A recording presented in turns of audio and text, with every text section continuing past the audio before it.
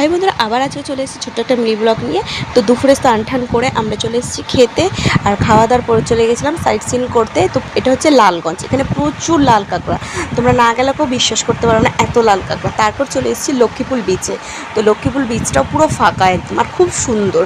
তারপর চলে গেছি আমরা ইকো পার্কে। ইকো পার্কটা কী বলো তো, একটু বাচ্চাদেরও ফাংশন রয়েছে, বড়োদেরও এখানে ফাংশন রয়েছে, কারণ বাচ্চারা এখানে দোলনা ফোলনা চড়তে পারবে, আর বড়োদের জন্য ট্রেন্ড লাগানো রয়েছে। তো নেক্সট মাসে আমরা ওখানে থাকবো। তারপর চলে গেছি কার্গিল বিচ। কার্গিল বিচ হচ্ছে আমার সবথেকে ফেভারিট জায়গা, যতবার এসেছি আমি কার্গিল বিচ আমি আসবই। তো তারপর আমরা চলে গেছিলাম হোটেলে রেস্ট নিয়ে চলে এসেছি আবার সমুদ্র বিচে আর কি, বকখালি বিচেতে এসে মাছ টাছ খেলাম। আজকেও কাঁকড়া নিয়ে নিয়েছিলাম, আর ভোলা মাছ, আর ওটা তপসে মাছ খেয়েছি।